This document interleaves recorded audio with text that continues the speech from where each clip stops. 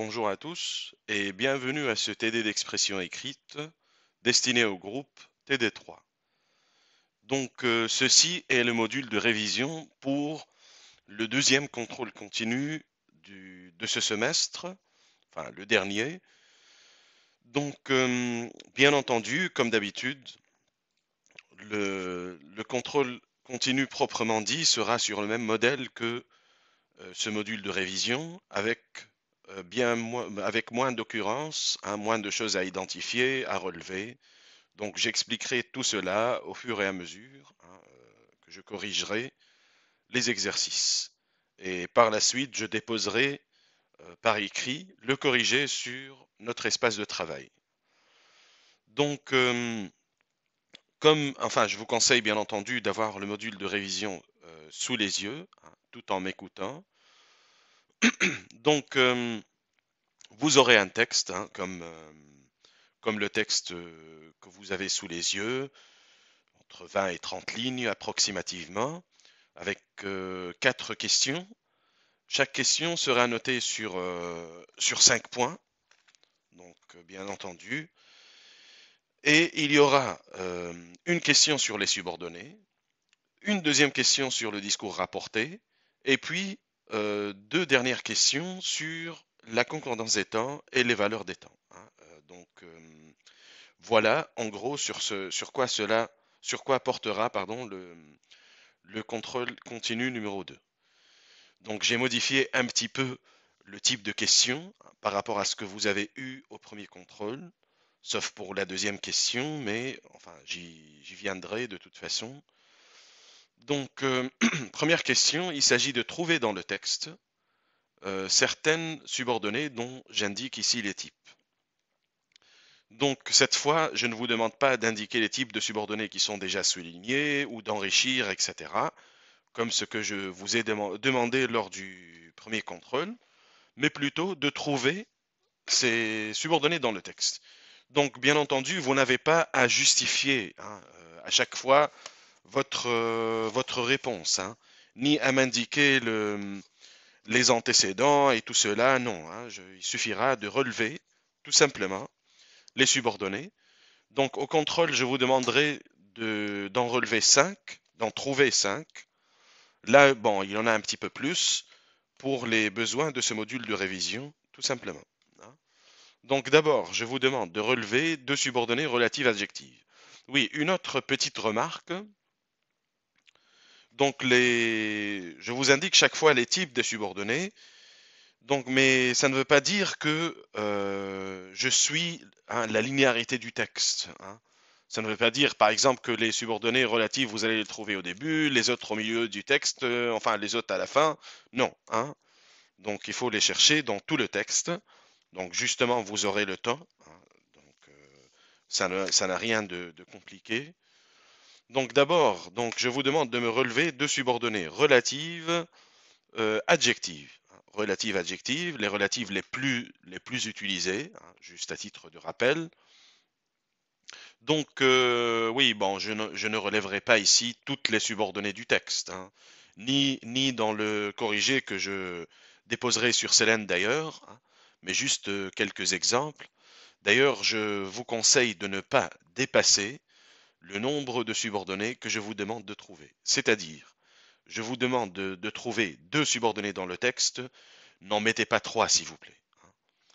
Une seule, vous en mettez une seule, hein. Parce que si vous mettez deux ou trois et qu'il y a une réponse qui est correcte, une autre qui est incorrecte, etc., comment je vais faire dans ce cas? Dans ce cas, ce n'est pas pour avoir l'air sévère ou quoi que ce soit, mais juste pour être un petit peu rigoureux. Donc, si je vous demande une seule subordonnée, vous m'en relevez deux, la deuxième sera barrée systématiquement, hein. Voilà, tout simplement. Voilà, à vous de voir, de choisir hein, la subordonnée qui vous semble la plus adéquate, hein, correspondre à ce que j'attends de vous. D'abord, la première relative adjective que je vais relever, c'est à la ligne 3. Je lis d'abord la phrase, le vieux paysan qui l'a possédé. Donc, qui l'a possédé? C'est une relative adjective Bon, vous n'avez pas à justifier, mais bon, je le fais quand même ici. Donc, elle peut être reformulée, par exemple, par la possédant, hein, ou l'ayant possédé. La possédant ou l'ayant possédé. Donc, oui, là, ici, c'est le pronom COD qui renvoie à cette ferme, dans ce texte de Maupassant, hein, sur la guerre de 1870. Donc, ce n'est pas son premier texte sur cette guerre. Oui, Maupassant a beaucoup écrit sur la guerre à laquelle il était foncièrement opposé. Donc, bon, sinon, on revient au texte. Donc, oui, alors, une autre subordonnée relative, adjective, oui. Oui, par exemple, alors, dans le texte, donc, oui, voilà, la ligne 32, la blessure que vous portez sur la figure, hein. Que vous portez sur la figure, c'est la subordonnée relative adjective, à la ligne 32, qui peut être reformulée par exemple par porter et eux, hein, sur la figure, ou étant porté, ayant été porté, etc. Donc c'est bien une relative adjective. D'ailleurs, il n'y a pas de figement. Elle ne complète pas un complément d'objet, notamment en COD. Donc c'est une relative adjective. Donc voilà pour nos deux relatives adjectives. Ensuite, je vous demande une circonstancielle concessive. Bon, juste à titre de rappel, donc circonstancielle concessive, ça ne veut pas dire forcément qu'il y a une concession et non une opposition, hein. Concessive, c'est un terme général, comme je vous l'ai déjà expliqué, qui regroupe aussi bien la, la concession que l'opposition, hein. Donc voilà, c'est un peu la même chose, voyez-vous, pour les subordonnées dites conditionnelles, hein. C'est-à-dire dans lesquelles on peut trouver des outils tels que à condition que, bien entendu, mais aussi le si de l'hypothèse, hein. Donc conditionnel, c'est aussi les subordonnées qui indiquent une hypothèse. Bon, sinon, pour notre subordonnée circonstancielle concessive, vous l'avez aux lignes 8 et 9, hein. Voilà un exemple. Alors qu'il partait à deux ou trois seulement, donc c'est la subordonnée concessive, hein, circonstancielle concessive, avec l'outil grammatical alors que, locution conjonctive. Bon, ça aussi, vous n'avez pas à le dire. Donc ensuite, une subordonnée circonstancielle comparative cette fois. Comparative. Donc oui, par exemple, ligne 22, ses cheveux ternes, rares et légers, comme un duvet de jeune canard. Donc comme un duvet de jeune canard. À la ligne 22, c'est une subordonnée circonstancielle comparative. Donc encore une fois, à titre de rappel, les subordonnées circonstancielles comparatives donc, sont souvent elliptiques du verbe, hein, comme ici. Comme un duvet, donc ses cheveux ternes, rares et légers, comme un duvet de jeune canard, ça sous-entend qu'il y a l'auxiliaire être. Comme l'été ou comme les un duvet de jeune canard, hein. Donc c'est une subordonnée circonstancielle comparative avec l'outil comme, bien entendu, hein, le plus répandu quand il s'agit de faire une comparaison, bien entendu. Donc ensuite, vous avez, je vous demande de trouver une subordonnée circonstancielle temporelle. Par exemple, oui, voilà, ligne 29. Père Milon, depuis que nous sommes ici, nous n'avons eu qu'à nous louer de vous. Donc, la subordonnée, c'est depuis que nous sommes ici. Bon, elle est apposée dans cette phrase, ça ne change rien, bien entendu. Donc, depuis que nous sommes ici, avec l'outil depuis que, hein. Donc, c'est une circonstancielle temporelle. Et enfin, je vous demande de relever, cette fois, une subordonnée complétive, conjonctive, pure. Donc, encore une fois, à titre de rappel, la subordonnée conjonctive en général complète un verbe, hein, qui soit conjugué ou même à l'infinitif. Et on a trois types, hein, de subordonnées conjonctives, soit pures, c'est-à-dire qui ne présentent pas de nuance d'exclamation ni d'interrogation indirecte, ou bien interrogative ou exclamative indirecte, hein, avec des verbes qui marquent justement qu'il y a une interrogation ou exclamation indirecte. Donc oui, par exemple dans le texte, alors oui, donc oui, voilà, la ligne 31, il faut que la lumière se fasse. Donc que la lumière se fasse, ligne 31, c'est une subordonnée conjonctive ou bien complétive conjonctive pure qui complète ici le verbe falloir au présent simple. Bon, je me permets juste de faire une petite remarque qui est quand même importante. Donc, lorsque vous avez la structure ne que, hein, ce qu'on appelle une négation restrictive, donc ne relevez pas hein, ces subordonnées comme étant des subordonnées conjonctives, hein, pas conjonctives pures, etc. Par exemple, nous n'avons eu qu'à nous louer de vous à la ligne 29.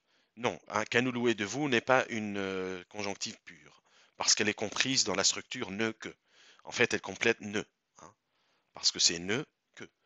Je ne peux que vous remercier, par exemple. Je ne peux que vous remercier. Donc, que vous remercier, c'est la suite, en quelque sorte, si vous voulez, de l'adverbe ne. Hein, donc, elle ne complète pas le verbe. Oui, donc méfiez-vous de ces structures. Je vous conseille de choisir toujours les subordonnées qui sont les plus claires, hein, les plus évidentes. Hein, voilà, il ne faut pas tout simplement chercher midi à 14 heures. Hein. Choisissez toujours les subordonnées les plus claires, tout simplement. Hein. Donc voilà pour le premier exercice sur 5 points, dans lequel vous aurez 5 subordonnées à trouver. Ensuite, vous avez un deuxième exercice sur la transposition au discours rapporté. Donc vous avez déjà eu ce type d'exercice au premier contrôle. Bon, seulement, il y a ici une petite différence, c'est que au premier contrôle, le verbe pouvait être soit, le verbe introducteur s'entend, hein, pouvait être soit au présent, soit au passé. Donc là, le verbe introducteur sera toujours au passé. Hein. Vous n'aurez pas de verbe introducteur au présent. Donc je vous rappelle que pour les verbes introducteurs au passé, il faut changer non seulement les pronoms personnels, hein, modifier les pronoms personnels, c'est-à-dire les pronoms de la première personne deviennent les pronoms de la troisième personne, mais aussi hein, les temps de conjugaison. Je vous conseille de consulter la fiche hein, que j'ai déposée à ce sujet sur Selene.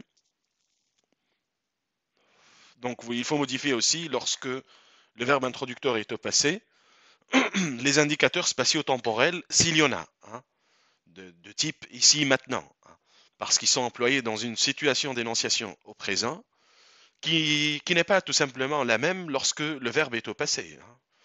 Donc voilà, il faut également modifier, voyez-vous, les phrases où il y a le démonstratif ce, hein, ce, cette, c'est, etc. Donc en y ajoutant la, hein, L, A avec accent grave bien sûr. Hein. Donc cet enfant devient par exemple cet enfant-là. Hein. Parce que lorsqu'on dit cet enfant par exemple, ou cette fille, etc., ces enfants, cela fait référence automatiquement à une situation d'énonciation au présent. Lorsque je montre quelque chose, ça veut dire que je me trouve pardon, dans un lieu particulier, à un moment particulier, au présent. Hein. Cet enfant que je suis en train de montrer, c'est-à-dire c'est maintenant que je le montre et c'est ici. Hein, donc on y rajoute là lorsque le verbe est au passé. Et puis n'oubliez pas aussi qu'il faut modifier les, les mots ou les tournures qui appartiennent à l'oral s'il y en a. S'il y en a. Et ça, c'est valable pour le discours rapporté avec un verbe introducteur au présent ou au passé. Hein, ça ne change rien. Donc, alors, je vais lire d'abord le paragraphe qui est extrait du texte, hein, ligne 29-32, et dans lequel le colonel s'adresse au père Milan, donc deux personnages masculins. Donc c'est important parce qu'il faut choisir hein, ses pronoms personnels en fonction du genre hein, du locuteur et du genre de l'interlocuteur, bien sûr. Donc je lis le paragraphe. Père Milon, depuis que nous sommes ici, nous n'avons eu qu'à nous louer de vous. Vous avez toujours été complaisant et même attentionné pour nous. Mais aujourd'hui, une accusation terrible pèse sur vous, et il faut que la lumière se fasse. Comment avez-vous reçu la blessure que vous portez sur la figure? Donc, on va opter pour des verbes, bon, des verbes au pluriel parce que, oui, spécialement pour les textes où il y a plusieurs types de phrases, affirmatives, impératives, interrogatives, il faut bien sûr plusieurs types de textes, à moins de mettre seulement le verbe dire, mais ça c'est un peu faible quand même. Donc, et puis ces verbes assureront la liaison hein, entre les phrases, bien entendu. Donc, par exemple, bon, pour ce paragraphe, donc le colonel donc déclara, on va par exemple au début choisir le verbe déclarer. Le colonel déclara au père Milon. Donc, qu'est-ce qu'on a ici? Père Milan, depuis que nous sommes ici, bon, Père Milan, ça peut disparaître parce que c'est une apostrophe, donc déjà je l'utilise dans le verbe introducteur. Depuis que nous sommes ici, déclara au Père Milan que depuis qu'ils étaient là, depuis qu'ils étaient là, c'est-à-dire les Prussiens. Donc, oui, nous, première personne devient un pronom de la troisième personne, il au pluriel.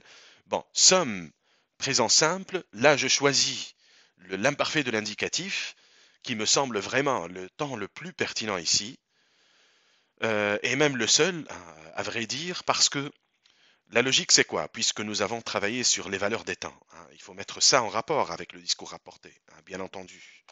Donc, depuis qu'ils étaient là, en fait, cela sous-entend que les Prussiens, cela fait assez longtemps qu'ils sont là, en fait. Donc, ils ne sont pas là depuis une minute ou deux. C'est une guerre, donc ils sont en train d'occuper le territoire. Donc, et puisque l'imparfait exprime une action continue dans le passé, dans un passé relativement éloigné, donc c'est bien sûr tout à fait pertinent de choisir l'imparfait de l'indicatif ici, hein. Donc, vous avez également l'adverbe ici qui doit être remplacé par la, puisque c'est un indicateur spatial qui renvoie au moment d'énonciation au présent. Donc, la phrase devient le colonel, le colonel pardon, déclara au père Milan que depuis qu'ils étaient là, donc je continue, nous n'avons eu qu'à nous louer de vous. Donc, il n'avait, il au pluriel, n'avait A-U-N-T, il n'avait eu qu'à se louer de lui. Il n'avait eu qu'à se louer de lui. Bon, qu'est-ce que j'ai fait là? Nous n'avons eu, passé composé, ça devient le plus que parfait. Donc nous, première personne devient, pardon, oui, c'est la première personne, mais nous, c'est ici un pronom réfléchi, bien sûr, parce que le verbe c'est se louer, donc ça va être remplacé par se. Vous, hein, donc le pronom vous va devenir lui, hein, lui, pronom de la troisième personne. Donc, je relis la phrase. Le colonel déclara au père Milan que depuis qu'ils étaient là, il n'avait eu qu'à se louer de lui. Donc, je continue. Vous avez toujours été complaisant et même attentionné pour nous. Donc, je mets un verbe par exemple comme ajouter. Donc, il ajouta. Donc, vous avez toujours été. Donc, qu'il avait toujours été complaisant et même attentionné pour eux. EUX. Donc, je répète.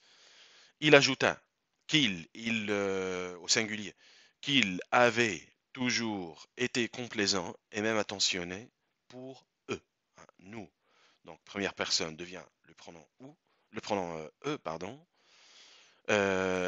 Avait été, passé composé devient le plus que parfait, hein, comme d'habitude. Et vous, pronom de l'interlocuteur, on le remplace par un pronom de la troisième personne. Donc, il ajouta qu'il avait toujours été complaisant et même attentionné pour eux. Donc, je continue. Mais aujourd'hui, une accusation terrible pèse sur vous. Donc,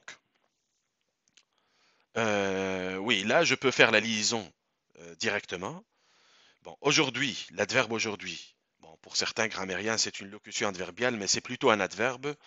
Bref, ce n'est pas la question. Donc, aujourd'hui, l'indicateur temporel devient ce jour-là. Hein, on ne peut pas utiliser aujourd'hui parce qu'il fait référence à une situation d'énonciation qui se déroule ou qui a lieu au présent. Donc, mais que ce jour-là, une accusation terrible pesait sur lui. Je répète. Donc, il ajouta, etc., qu'il avait toujours été complaisant, mais que ce jour-là, une accusation terrible pesait sur lui. Pesait, oui, ça sous-entend que l'action est continue, bien sûr, plutôt que pesa au passé simple, pour une action finie, hein, dans un passé relativement éloigné. Donc, et il faut que la lumière se fasse. Oui, alors, ici, qu'est-ce qu'on a? On a le présent simple, il faut, plus le subjonctif présent, se fasse. Donc, je remplace par l'imparfait de l'indicatif, et pour le subjonctif présent, je remplace par le subjonctif imparfait. Et qu'il fallait, a été bien sûr, que la lumière se fit. F-I-T, avec l'accent circonflexe sur le I. Donc, je répète la phrase, mais que ce jour-là, une accusation terrible pesait sur lui, et qu'il fallait, bon, le que ici c'est pour faire la liaison, et qu'il fallait que la lumière se fît. Voilà. Donc, concordance des temps. Vous voyez que les règles de concordance des temps, je les emploie d'ores et déjà dans le discours rapporté. C'est pour cela que j'ai choisi de travailler sur cette notion juste après ce qu'on a fait dans dans notre activité sur le récit et le discours. Donc, comment avez-vous reçu la blessure que vous portez sur la figure? Donc, je vous rappelle que pour les questions, la première chose qu'il faut vérifier, c'est si la question est totale ou bien partielle.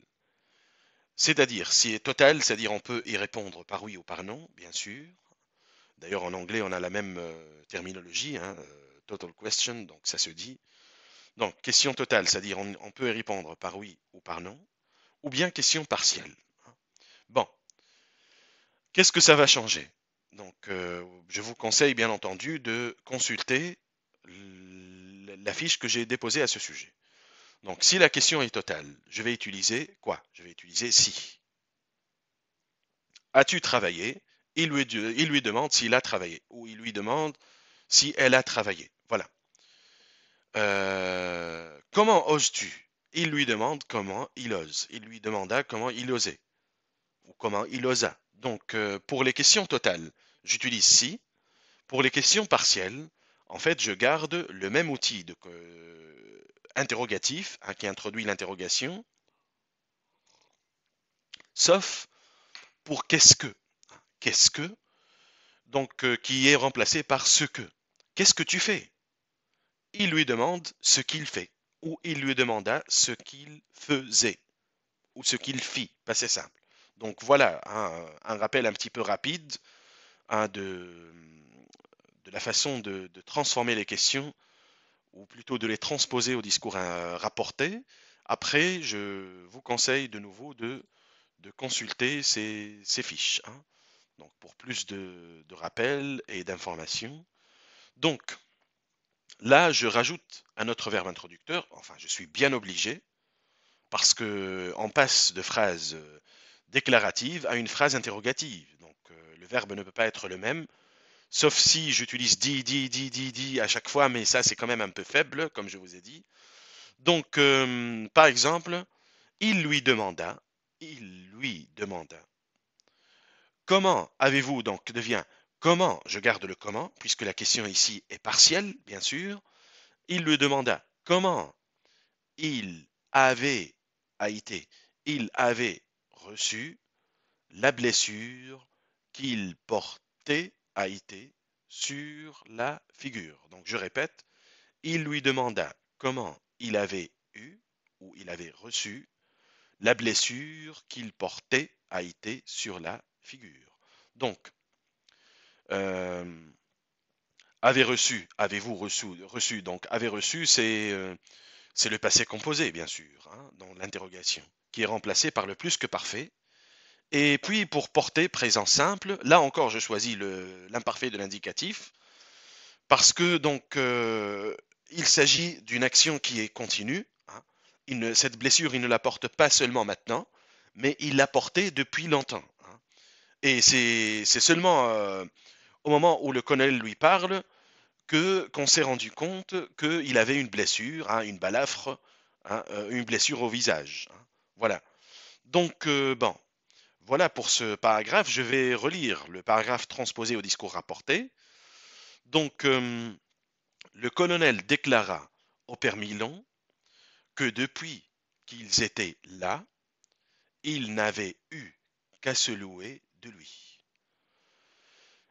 Il ajouta qu'il avait toujours été complaisant et même attentionné pour eux, mais que ce jour-là, une accusation terrible pesait sur lui et qu'il fallait que la lumière se fît. Il lui demanda comment il avait reçu la blessure qu'il portait sur la figure. Point.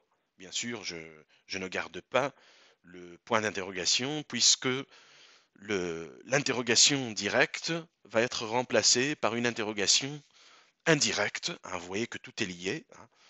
Ça nous fait penser bien sûr à la subordonnée interrogative indirecte. Hein, tout est lié, donc c'est voilà, quand j'ai choisi de travailler sur ces notions, je l'ai fait dans un certain ordre en essayant d'être logique, hein, vraiment le plus logique.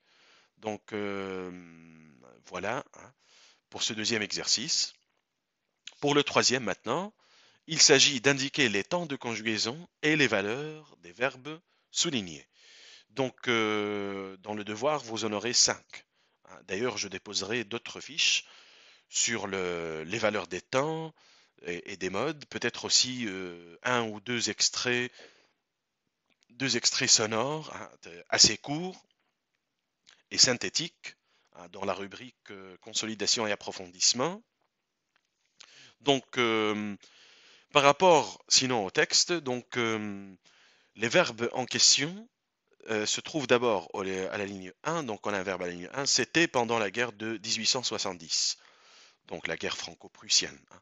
Bref, donc c'était, auxiliaire être, donc vous n'avez pas à m'indiquer l'infinitif et tout ça, donc je vous demande de me donner le temps et aussi le mode, hein, de préférence, sauf si le temps que vous indiquez n'existe que dans un seul mode. Hein. Par exemple, si vous dites futur simple, ce n'est pas la peine de me dire futur simple de l'indicatif. Hein. Le futur simple n'existe que dans le mode indicatif de toute façon. Il en va de même pour le futur antérieur, par exemple, comme pour le passé antérieur, comme pour le passé composé, etc. Mais si vous dites présent, hein, comme ça, ah non, ça ce n'est pas correct. En revanche, parce que le présent, on l'a dans tous les modes, hein, et même dans l'infinitif. Oui, il y a un infinitif présent et un infinitif passé. Donc voilà, hein, tâchez d'être précis. Imparfait, vous précisez, c'est quel imparfait? Par exemple, c'est l'imparfait de l'indicatif, du subjonctif, donc il faut le préciser. Mais sinon, pour les temps qui n'existent que dans le mode indicatif, vous n'avez pas à me dire de quel type de futur simple il s'agit. Hein. Tout le monde sait que le futur simple, c'est seulement dans le mode indicatif. Bref, donc ligne 1, c'était pendant la guerre de 1870. Donc auxiliaire être était qui est conjugué à l'imparfait de l'indicatif. Ici, on a la valeur classique de l'imparfait de l'indicatif. Hein. Donc il est utilisé dans le cadre d'une description. Donc il rend compte d'une action continue dans un passé relativement éloigné. Hein. Action continue dans un passé relativement éloigné, par opposition d'ailleurs au passé simple ou bien parfait de l'indicatif, qui exprime une action finie hein, dans un passé relativement éloigné. Voilà. Donc, ensuite, vous avez un autre verbe à la ligne 2. Or, l'état-major prussien s'était posté dans cette ferme. S'était posté. Donc, s'était posté, c'est le verbe se poster, qui est conjugué ici au plus que parfait, bien sûr. Auxiliaire être ou avoir à l'imparfait de l'indicatif, plus participe passé. Donc, c'est le plus que parfait de l'indicatif. Il faut le préciser, parce qu'on a le plus que parfait, par exemple, dans le mode subjonctif. Hein. Donc, là, donc c'était posté plus que parfait de l'indicatif. Bon, la valeur du plus que parfait, comme je l'ai déjà dit, en général, et c'est presque toujours le cas, c'est une valeur d'antériorité, hein, dans le temps bien sûr. Donc il est utilisé pour rendre compte d'une action qui est antérieure à une autre action au passé. Hein. Une action antérieure à une autre action au passé. Bon, ici par exemple, on a occupé, c'était imparfait. Donc c'était posté plus que parfait de l'indicatif, c'est une antériorité par rapport à tous ces verbes, hein, à l'imparfait. Donc il suffira de me dire antériorité dans le passé. Et voilà, ça fait l'affaire. Donc oui, juste à titre de rappel, donc le plus que parfait exprime l'antériorité, en général par rapport à l'imparfait de l'indicatif, parfois même par rapport au passé simple, alors que le passé antérieur, c'est-à-dire auxiliaire être ou avoir au passé simple plus participe passé, exprime une antériorité par rapport plutôt au passé simple. Voilà. Donc, qu'est-ce qu'on a ensuite dans ce texte? Donc, on a déjà relevé les verbes des lignes 1 et 2. Ligne 13 ensuite. Ligne 13, donc le paysan fut terrorisé. On fusilla des paysans sur une simple dénonciation, etc. Fusilla, donc le verbe fusiller, qui est conjugué ici au passé simple, ou bien au parfait de l'indicatif. Donc, le passé simple, bien sûr, comme je l'ai déjà dit, exprime, et c'est sa valeur vraiment classique, une action finie, hein, et non pas continue, par opposition au passé simple, à l'imparfait de l'indicatif. Donc, une action finie dans un passé relativement éloigné. Donc, action finie dans un passé relativement éloigné, c'est le cas ici. Hein. Ces paysans ont été fusillés, l'action est finie.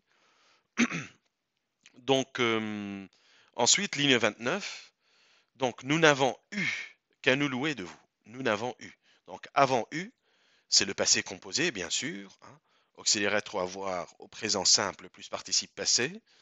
Donc, le passé composé pour sa valeur. Donc, il a deux valeurs principalement.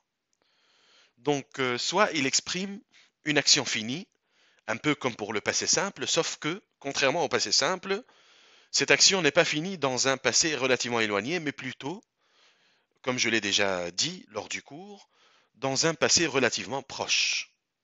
Hein, passé composé, action finie dans un passé relativement proche, comme c'est le cas ici. Hein. Donc, sinon, la deuxième valeur du passé composé, que j'ai déjà expliqué aussi lors du cours, c'est lorsqu'il est employé avec un imparfait de l'indicatif. Dans ce cas, pardon, donc dans ce cas, le verbe ou l'action du verbe conjugué à l'imparfait de l'indicatif, c'est l'action numéro 1, et l'action du passé composé, c'est l'action 2. Donc dans ce cas, il exprime une postériorité, hein, par rapport à l'imparfait de l'indicatif.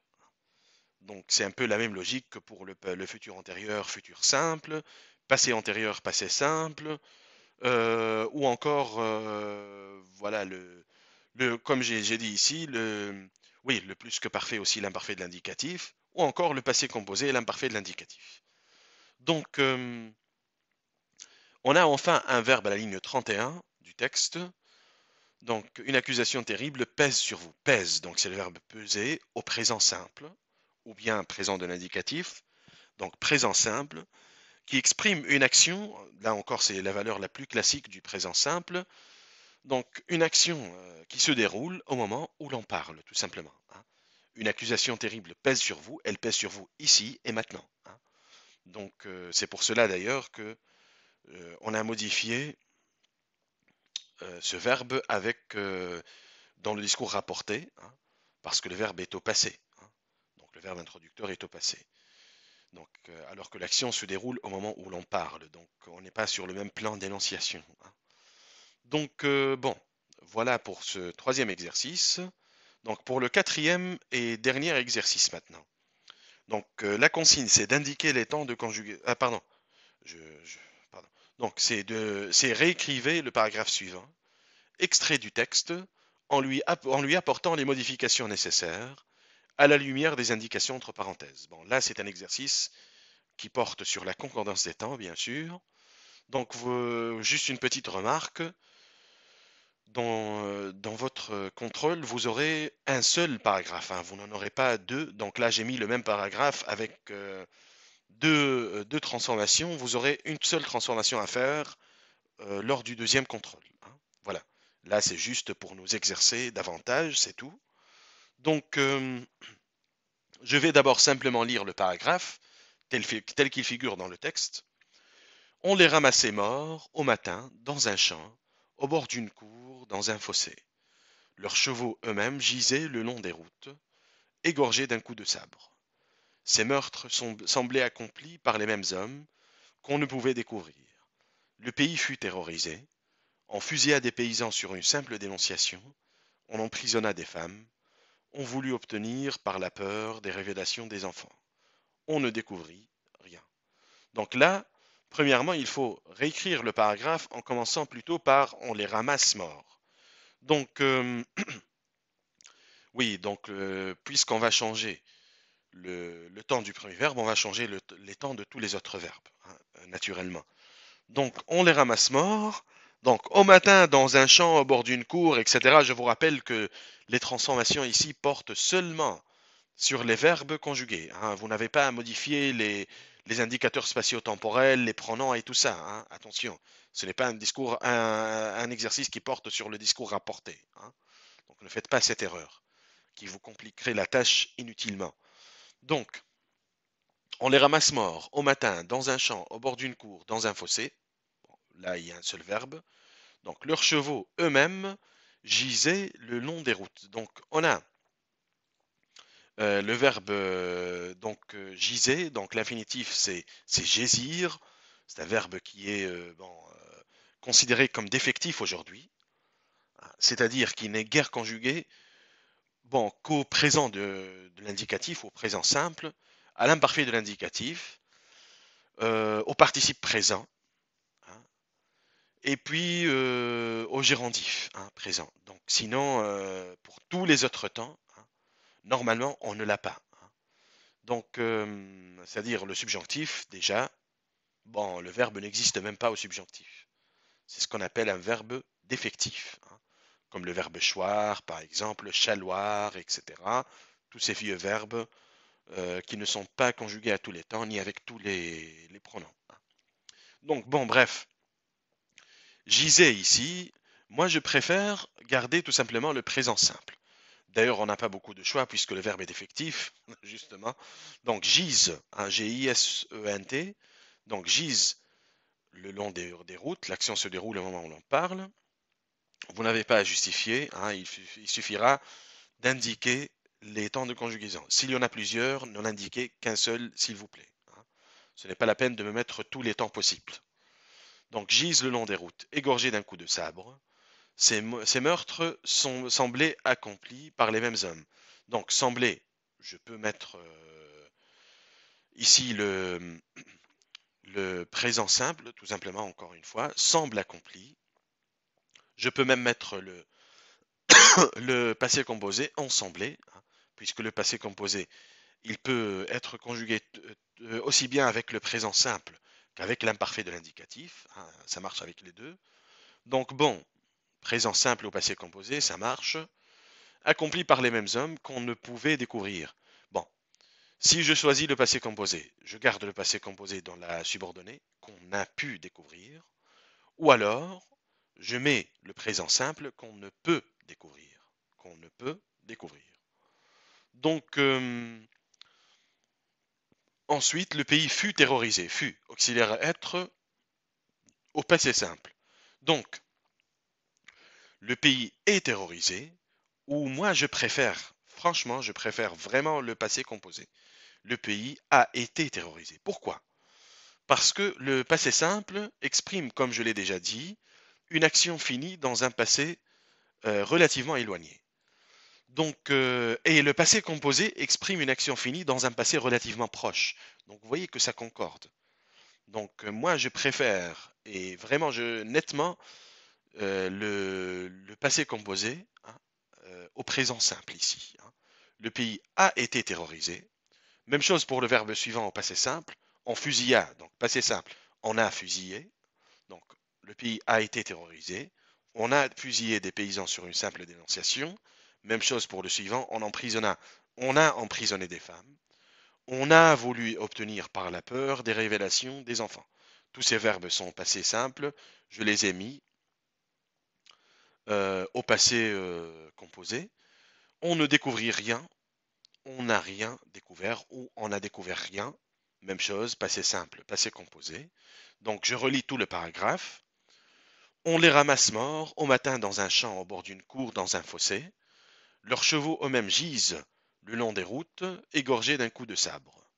Ces meurtres semblent ou bien ont semblé, accomplis par les mêmes hommes, qu'on ne peut ou qu'on n'a pu découvrir. Le pays a été terrorisé. On a fusillé des paysans sur une simple dénonciation. On a emprisonné des femmes. On a voulu obtenir par la peur des révélations des enfants. On n'a rien découvert ou on a découvert rien. Donc voilà pour la première transformation à faire.